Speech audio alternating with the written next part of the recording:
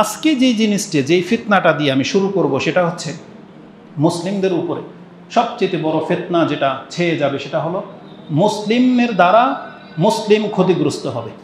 মুসলিমের দ্বারা মুসলিমের ক্ষতিগ্রস্ত হবে, এটা আল্লাহ রাসূল সাল্লাল্লাহু আলাইহি সাল্লাম তিনি ভবিষ্যৎবাণী করে আমাদেরকে জানিয়েছেন।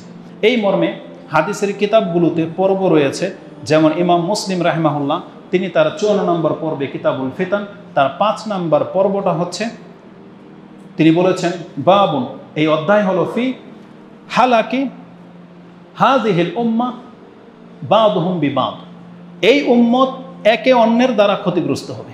এটা হচ্ছে এই পর্বে। তারপর তিনি ওখানে কিছু হাদিস এনেছেন।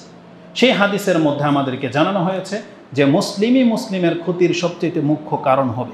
এটা রাসূলুল্লাহ সাল্লাল্লাহু আলাইহি ওয়াসাল্লাম তিনি বিজাতির পূর্বের জাতির ইতিহাস থেকে যেটা আঁচ করতে পেরেছিলেন, এবং যেই জিনিসগুলো পূর্বের জাতির জন্য ক্ষতির কারণ ছিল, এবং যেভাবে পূর্বের জাতিকে আল্লাহ ধ্বংস করেছেন, এই প্রত্যেকটা জিনিসকে সামনে রেখে রাসূলুল্লাহ সাল্লাল্লাহু আলাইহি ওয়াসাল্লাম আল্লাহর কাছে দোয়া করেছিলেন যে আমার উম্মতের ক্ষেত্রে যেন এটা না ঘটে।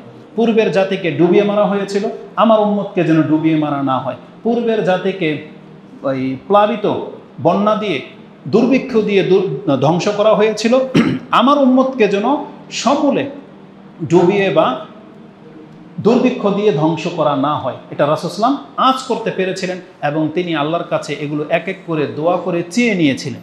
তার মধ্যে একটা দোয়া এটাও ছিল যে আমার উম্মত যেন বিভক্ত না হয়ে যায়, এবং তারা একে অপরের সাথে যেন লড়াই না করে। আল্লাহ এটা আপনি কবুল করেন। আল্লাহ সেটা কবুল করেননি।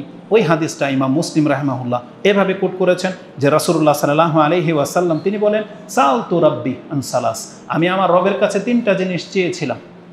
সালতু রাব্বি আল্লাহ ইউহলিকা উম্মতি বি সানাতিল আম্মা বি সানাতিন, আমার উম্মতকে আপনি দুর্ভিক্ষ দিয়ে একেবারে সমূলে ধ্বংস করে দিয়েন না। ফাআতানিয়াহা, রাসূল সাল্লাল্লাহু বলতেছেন আল্লাহ আমার এই দোয়া কবুল করেছেন এবং বলেছেন হ্যাঁ তোমাকে এটা দেওয়া হলো, যে তোমার উম্মতকে আমি দুর্ভিক্ষ দিয়ে ধ্বংস করে দেব না। তারপর তিনি বলেন যে সালতুহু, আমি আমার রবের কাছে চেয়েছিলাম আল্লাহ ইউহলিকা উম্মতি বিল গারক, আপনি আমার উম্মতকে ডুবিয়ে মেরে দিয়েন না। আপনারা তো জানেন যে ডুবিয়ে মারা হয়েছিল কাকে কাকে, তার মধ্যে একটা হলো ফেরাউন এবং তার পুরো সাম্রাজ্যের লোকগুলোকে, তার পুরো টিমটাকে আল্লাহ ডুবিয়ে মেরেছিল। তার আগে আল্লাহ কাউকে মারে নাই ডুবে? নূহ আলাইহিস সালামের জাতিকে ডুবিয়ে মারা হয়েছিল। তো রাসূলুল্লাহ সাল্লাল্লাহু আলাইহি সাল্লাম বলেন আমার উম্মতের পাপের কারণে তাদেরকে আল্লাহ আপনি এইভাবে সমূলে ডুবিয়ে ধ্বংস করে দিয়েন না। ফাআতানিয়াহা, আমাদেরকে সেটা দেওয়া হয়েছে। রাসূলের কারণে আমরা আজকে পাপী হয়েও আল্লাহর সে আযাব থেকে আমরা বেঁচে গেছি, আলহামদুলিল্লাহ। আল্লাহুম্মা সাল্লি আলা মুহাম্মদ। তো রাসূলুল্লাহ সাল্লাল্লাহু আলাইহি ওয়াসাল্লামের এই 2টা দোয়া আল্লাহ কবুল করেছিলেন। তৃতীয়ত যেটা আমাদের জন্য সবচেয়ে বড় ভয়ঙ্কর বিষয়, রাসূল সেটাও চেয়ে নিলেন। তিনি বললেন ফাসালতুহু আল্লা ইয়াজআলা বাসাহুম বাইনাহুম, আল্লাহ তারা যেন একে অপরের সাথে দ্বন্দ্বে না জড়িয়ে যায়, আপনি আমার থেকে এটা কবুল করেন। ফামানা আনিয়াহা, রাসূল সাল্লাল্লাহু বলতেছেন আমাকে নিষেধ করে দেওয়া হলো যে না, আপনার এই দোয়া কবুল করা হবে না, বরং আপনার উম্মত এমন একটা জাতি তারাই নিজেরাই নিজেদেরকে ধ্বংস করবে, এজন্য আপনার এই দোয়াটা কবুল করা হলো না। তো রাসূলুল্লাহ সাল্লাল্লাহু আলাইহি ওয়াসাল্লামের দোয়াটা কবুল করা হয় নাই। তার মানে রাসূল সাল্লাল্লাহু আলাইহি ওয়াসাল্লাম আঁচ করতে পেরেছিলেন যে আমার উম্মতের এক অংশ আরেক অংশকে ধ্বংস করে দেবে। এই হাদিসটা ইমাম মুসলিম তার কিতাবুল ফিতানের মধ্যে এনেছেন, যেটা 7152-তে পাবে। এই হাদিসটাই তার 2টা হাদিস আগে 7150-এ এইভাবে আপনি পাবেন যে আল্লাহ তাকে এইভাবে বলেছিলেন ওয়া ইন্না রাব্বি কাল, রাসূল সাল্লাল্লাহু আলাইহি বলতেছেন আমার রব আমাকে বলেছেন ইয়া মুহাম্মদ ইন্নী ইযা কাদাইতু কাদাআন ফাইন্নাহু লা ইউরাদ্দু, আমি যখন কোনো ফয়সালা করে ফেলি সেই ফয়সালা আর রদবদল হয় না বা রদবদল করার প্রয়োজন হয় না। ওয়া ইন্নী আতাইতুকা লিউম্মাতিকা আল্লা উহলিকা বিসানাতিল আম্মা, আমি আপনাকে দিয়ে দিলাম জান আপনার উম্মতকে আমি দুর্ভিক্ষ দিয়ে ধ্বংস করব না, এবং আপনার উম্মতের উপরে একটা মর্যাদা এটাও দিলাম যে পুরো পৃথিবীর কাফের যদি একত্র হয়ে যায় আপনার উম্মতকে মানে মুসলিমদেরকে সমূলে ধ্বংস করে দেবে, তারা যদি একসাথেও হয়ে যায় কোনোদিন, তারপর আপনার উম্মতের উপরে তারা জয়ী হতে পারবে না। মানে বিজাতির শত্রুরা মুসলিমদেরকে কোনোদিন হালাক করে দিতে পারবে না, সমূলে বিনাশ করে দিবে, এটা হবে না কিয়ামতের মাঠে, যেটা কাফেররা চায়। কাফেররা চায় সমস্ত মুসলমানদেরকে হত্যা করে দিবে, কিন্তু ওরা যদি সব রাষ্ট্র এক হয়ে যায়, তারপর রাসূল সাল্লাল্লাহু আলাইহি ওয়াসাল্লাম বলেছেন আল্লাহ সেই দায়িত্ব নিয়েছেন যে ওরা পারবে না। তাই আল্লাহ সুবহানাহু ওয়া তাআলা বলতেছেন যে ও আল্লাহ উসাল্লিতা আলাইহিম আদুওয়ান, আমি তাদের উপরে তাদের শত্রুদেরকে চাপিয়ে দেব না, তবে মিন সিওয়া আনফুসিহিম, তাদের বাহিরের শত্রু, তারা কোনোদিন তাদের উপরে আক্রমণ চালিয়ে তাদেরকে ক্ষতি করতে পারবে না। ইয়াস্তাবিহু বাদুহুম, তাদের মর্যাদা নষ্ট করবে, তাদেরকে সমূলে ধ্বংস করে দিবে, এটা হইতে পারে না। এমনকি ওয়ালাউ আলাইহিম মাম বিআকতারিহা, তারা যদি চতুর্দিক থেকেও ঘেরাও করে তারপরও তাদেরকে সমূলে ধ্বংস করতে পারবে না। হাত্তা, কতক্ষণ পর্যন্ত? ইয়াকুনু বাদুহুম ইউহলিকু বাদান ওয়া ইয়াসবি বাদুহুম বাদান, তবে আপনার উম্মত নিজেই নিজেদেরকে হত্যা করবে এবং নিজেই একে অপরকে বন্দী বানাবে। এই হাদিসটি ইমাম মুসলিম এবং ইবনে মাজাতে এবং অন্যান্য কিতাবে আছে। মুসলিমে আপনি হাদিসটি ৭১৫০ পেয়ে যাবেন। তাহলে এই হাদিসের সাথে বাস্তবতার কত মিল দেখেন। আলী রাদিয়াল্লাহু তাআলার যুগ থেকে নিয়ে নেন এ পর্যন্ত পুরো পৃথিবীতে এই ক্ষমতাকে কেন্দ্র করে মুসলিমের দল এক দল আরেক দলকে হত্যা করে, তাদের খেলাফ গেলেই হত্যা করে এবং বাকিদেরকে বন্দি করে, যাকে যেভাবে পায় যে কোনো উদ্দেশ্য নিয়ে তারা এটাকে বন্দি করে। যেমন এই চলমান পরিস্থিতিতে যে ভিডিও ক্লিপগুলো আমরা দেখলাম বা পেলাম, যে একটা রাষ্ট্রের নায়ক মুসলিম, কিন্তু তার খেলাফ যাওয়ার কারণে এমন কিছু ব্যক্তিকে তিনি বন্দি বানিয়েছেন, এমনকি প্রাণে মেরিয়ে দিয়েছেন শুধু তার দলের খেলাফ হওয়ার কারণে, অথচ তারা মুসলিম।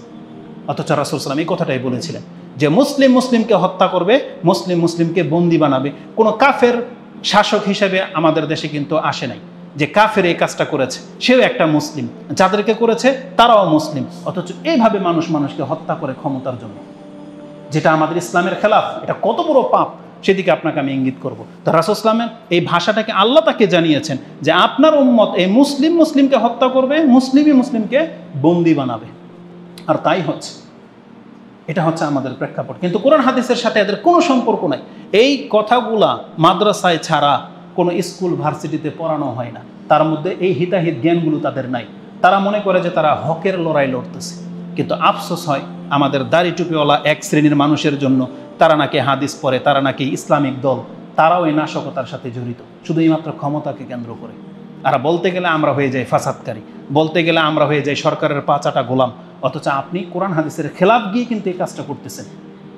আপনি দিন কায়েম করবেন আর আপনি মুসলিমকে হত্যা করবেন, এই অধিকার আপনার নাই। এখানে একটা সূক্ষ্ম কথা বলে দিই, আপনি মদিনার ইতিহাস যদি জানেন, মদিনাতে রাসূলুল্লাহ সাল্লাল্লাহু আলাইহি ওয়াসাল্লামের জীবদ্দশায় মুনাফিক ছিল। রাসূলুল্লাহ তাদেরকে চিনতেন, কিন্তু আপনার কোনো ইতিহাস রেকর্ড আছে যে কোনো মুনাফিককে রাসূল সাল্লাল্লাহু হত্যা করেছে শুধু মুনাফিক হওয়ার কারণে, বা মুনাফিক হওয়ার কারণে মদিনা থেকে বের করে দিয়েছেন? করেন নাই।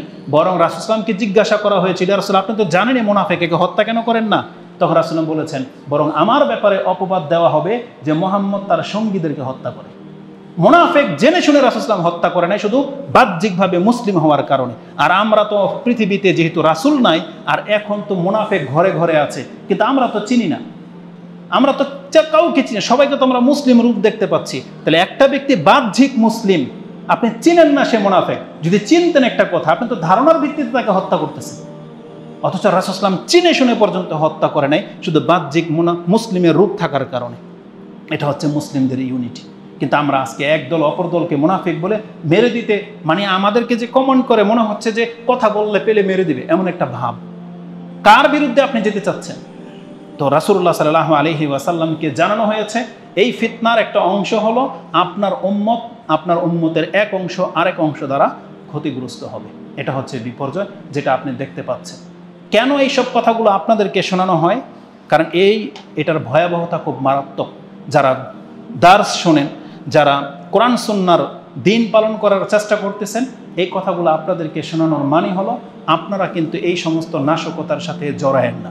এটা আগেও বলেছি, এখনও বলতেছি, এটাই কিয়ামত পর্যন্ত আমরা বলতে থাকবো যে কোনো মুসলিমকে যেন হত্যা না করে। কোনো মুসলিমের রক্ত সম্মান এটা কিন্তু আপনার জন্য হালাল না। এটা খুব মারাত্মক, বিষাক্ত। কিন্তু এটা ঝরলে আপনার অস্তিত্ব নিয়ে প্রশ্ন উঠে যাবে।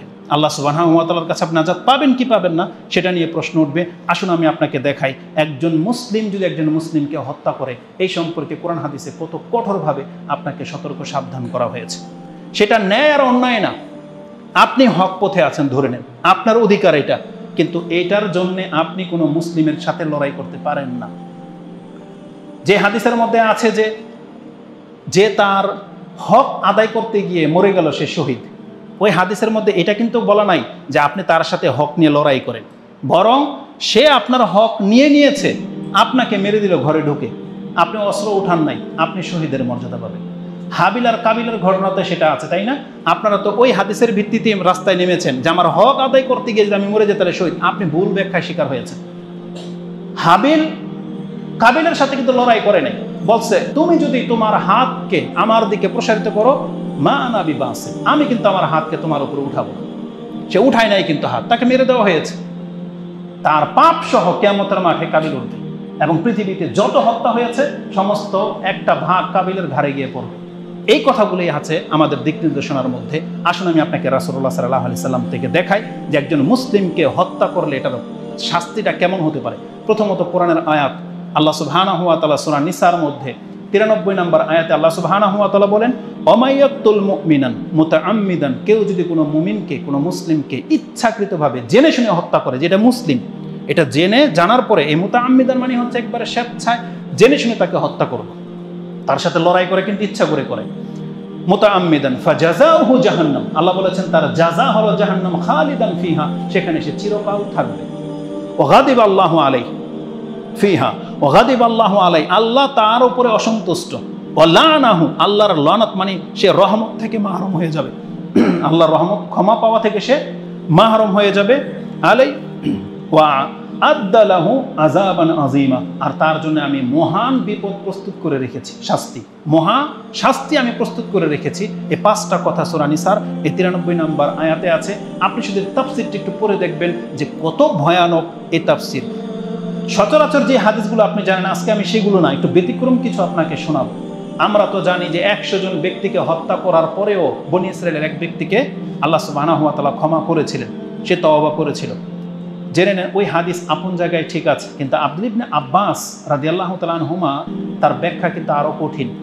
এই আয়াতকে কেন্দ্র করে কুফাবাসী যখন দ্বন্দ্ব দেখা দিল যে হত্যার পরেও ক্ষমা তওবা রয়েছে, তখন আব্দুল্লাহ ইবনে মাসউদ রাদিয়াল্লাহু তাআলা আনহুমাকে জিজ্ঞাসা করা হয়েছে এই আয়াত সম্পর্কে, যেটা সূরা ফুরকানে আছে, যে যেই ব্যক্তি দয়াময়ের বান্দা নয় তারা, আল্লাযীনা ইয়াদউনা মা আল্লাহি ইলাহান আখার ওয়ালা ইয়াকতুলুনা আন-নাফসাল্লাতী হারামাল্লাহু ইল্লা বিল হক ওয়ালা ইয়াজনুন ওয়া মা ইয়াফআল যালিকা ইয়ালকা আসামা। সূরা ফুরকানে যে আয়াতটা আছে 69-এ, যে যেই ব্যক্তি দয়াময়ের বান্দা, সে শিরক করতে পারে না, কাউকে হত্যা করতে পারে না, কারোর সাথে জিনা করতে পারে না, এটা দয়াময়ের বান্দার কাজ না। যদি কেউ করে ফেলে তাকে আমি কঠিন শাস্তি দেব। তারপর আয়াত ইল্লা মান তাবা ওয়া আমানা ওয়া আমিলা আমালান সালিহান, যেই ব্যক্তি ঈমান আনবে, তওবা করবে, সৎ কাজ করে যাবে, তাকে আল্লাহ ক্ষমা করে দেবে। ওই আয়াত সম্পর্কে জিজ্ঞাসা করা হয়েছে। সুবহানাল্লাহ।